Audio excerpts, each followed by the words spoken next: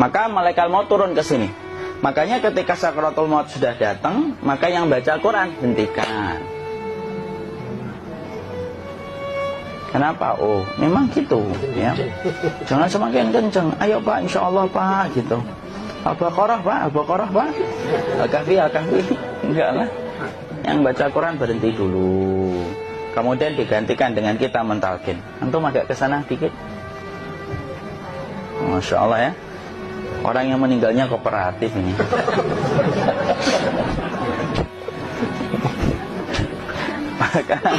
maka agak kesini ya. Maka disunahkan kita untuk mentalkinnya. Nanti ketika mentalkin jangan terlalu sering, jangan terlalu membebani. Jangan terlalu sering itu la ilaha illallah, la ilaha illallah. Tidak gitulah. Berat nanti dia ngerasakan. Di situ Imam Qurtubi juga menyampaikan, jangan terlalu sering karena itu memberatkan dadanya. Jadi ketika mentalkin saya sampaikan, boleh diganti atau enggak Ustaz? Enggaklah, talkin itu ibadah. Ibadah itu tauqifiyah. Tauqifiyah itu enggak usah diganti.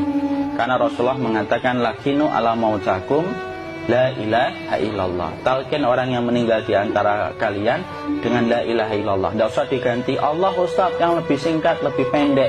Enggak usah. Subhanallah Ustaz, enggak usah. Kenapa? Karena talqin sudah ditetapkan ucapannya oleh Nabi, begitulah kita mencontohnya. Jadi tidak usah diganti. Cara mentalqin, jadi kalau keadaan sudah tenang, tolong kalau sudah sakaratul maut jangan ditinggalkan. Karena sesungguhnya pertempuran setan itu pada detik-detik kematian semacam ini. Dan betul-betul berusaha untuk menjadikan dia murtad. Nanti makanya di situ di buku nanti dibahas kan, pertempuran setan itu sampai detik-detik orang mau mati itu sudah ayo kufur, murtad aja tuh, kamu sakit kan? Nah, itu kayak gitu. Makanya jangan ditinggal. Capek gitu kok nggak meninggal gitu ya. Udah gantian mas. Dan jangan kemudian meninggalkannya. Ah mangkat dulu gitu. Enggak lah, janganlah. Terus ditampingi terus. Kalau bisa ya sudahlah, berikan waktunya kita untuk sementara waktu itu betul-betul berkhidmah kepada orang yang kita cintai terakhir kalinya. Cara kita kemudian mentalkin adalah, yaitu adalah di sebelah kanannya la ilaha illallah. Biarkan dia mencerna dulu, tidak usah buru-buru kemudian kita langsung nimpali lagi. Dia mencerna dulu sembari kita doakan, peluk, ya Allah dimudahkan gitu. Kalau ada orang yang bisa ngucapin la ilaha illallah, itu siapa yang memberikan itu Ustaz? Yang memberikan kekuatan Allah Pak. Karena ngomong aduh aja sudah tidak mampu. Makanya Allah berfirman dalam surat Ibrahim, yusabbitullahu alladhina amanu bil qawli tsabit fil hayatid dunya wa fil akhirah. Allah teguhkan perkataan orang yang beriman dalam kehidupan dunia dan akhirat. Dunia itu ya ketika menjelang kematiannya. Makanya dia bisa ngomong la ilaha illallah. Sebenarnya ngomong aduh aja udah gak mampu. Kalau bisa ngomong, dia pasti ngomong aduhnya dulu. Tapi Allah yang menggerakkan. Ngomong la ilaha illallah. Makanya mangkana akhiru kalamihi la ilaha illallah dakhalal jannah. Barang siapa akhir kalamnya itu adalah la ilaha illallah, pasti masuk surga. Makanya kita lagi la ilaha illallah. Dah, cerna dulu. Tidak usah minta diburu-buru ya. Tidak usah gini. Ayo la ilaha illallah. Ayo.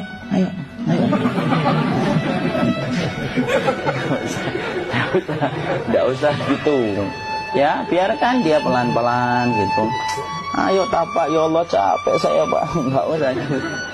Ya ucapkan la ilaha illallah. Kemudian dia mencerna. Lalu kalau dia sudah mengatakan, untuk mengatakan la ilaha illallah. Ya, kalau sudah mengatakan la ilaha illallah, berarti sudah. Tidak usah ditalkin lagi, tidak usah. Belum meninggal juga sih. Tidak apa-apa, biarin aja. Dia di situ aja. Kecuali dia ngomong lagi dan gak usah diajak ngomong alhamdulillah ya Pak, ya Allah gitu. Terus dia jawab alhamdulillah. Itu berarti ucapan terakhirnya alhamdulillah. Atau ketika habis ditalkin la ilaha illallah, dia ngelihat air. Nah, itu berarti ucapan terakhirnya air. Talkin lagi. Gak usah marah. Aduh Pak minta air. Mau minta air nanti aja dikubur gitu loh. Jangan gitu. Biarin aja. Jangan kemudian setelah la ilaha illallah La ilaha illallah. Terus, ayo tutup, awas ya ngomong lagi ya. Nggak usah gitu juga. Maka kemudian setelah la ilaha illallah sudah, nggak usah diajak ngomong gitu. Terus kemudian nggak usah ada anaknya perempuan, ya Allah Pak, sudah bisa ngomong la ilaha illallah, usah gitu. Cukup dalam hati alhamdulillah gitu. Diam kita dengerin gitu. Disitulah nanti biasanya tadi detik dia terakhir. Dia nanti ngeliat di sini Pak, prosesnya itu nanti kaki langsung sebagian jempol dingin dia. Kaki, telapak kakinya langsung kalau kita geningkan dingin kayak kaki yang kena AC langsung. Kemudian dia langsung ningkup gini, dikit dia, mulai kaku dia. Atau kalau enggak, gini dia, langsung kayak jatuh. Kayak kepala nanti yang paling terakhir, kepala itu pasti ada gerakannya Pak. Ini meninggal itu pasti gitu. Pasti gitu. Karena apa? Sudah tidak ada beban ruh yang menahannya. Ya, cabut ya, set pelan, maka kemudian malaikat itu. Tapi tetap sakit lah, walaupun dikatakan ringan, tetap sakit. Maka kemudian sakit gitu, ngelewatin sini, jantung kemudian sudah tidak berfungsi. Kemudian ginjal Pak, ngelewatin ginjal tidak berfungsi. Bapak bayangkan kan, kalau yang pernah sakit batu ginjal Pak, sepakat nggak kalau kita batu ginjal itu sakitnya luar biasa Pak? Itu baru titik batu kecil di ginjal. Kita bisa bayangkan tiba-tiba ginjal tidak berfungsi, sakitnya kayak apa Pak? Tiba-tiba ginjal nggak berfungsi, pankreas naik, kemudian tek jantung. Jantung ini dia masih hidup dia, di sininya masih hidup walaupun jantungnya sudah berhenti. Naik. Kemudian mata, dia ngelewatin mata. Organ tubuh yang paling setia sama ruh itu mata. Maka kemudian mata dia ngelihat dia, ngelihat keluarnya, naik dia. Nah, dilihat ini sama dia. Makanya Rasulullah mengatakan innar ruha idza qubida tabi'ahul basar. Ruh itu kalau dicabut, mata itu ngikutin kemana perjalanan ruh itu. Makanya ada yang meninggalnya gini. Ya itu bukan tanda su'ul khatimah, itu tanda fitrahnya mata ngikutin ruh. Atau kemudian bukanya sedikit. Ada yang kayak senyum Pak, ada yang kesini yang keringetan. Nah itu tanda husnul khatimah. Ada yang senyum. Jadi sakitnya setelah selesai itu plong gitu. Makanya kemudian ada yang tersenyum. Maka itu tanda. Kalau kita ngelihat orang yang membuka mata kayak gini, tidak usah takut.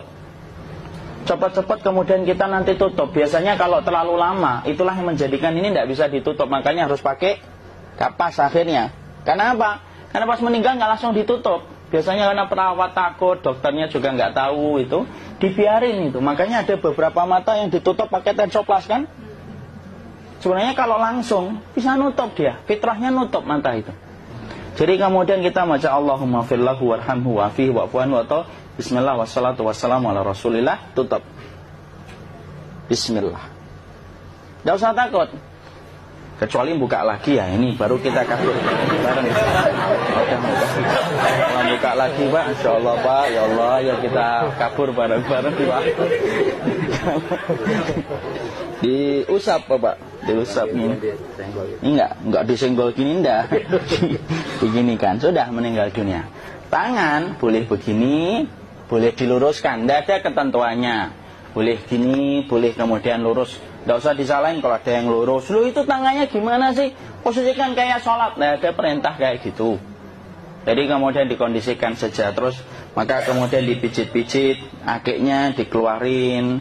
Kemudian jamnya dilepas, gigi palsunya dilepas kalau ada. Ya. Kemudian apa setelah itu? Coba buku.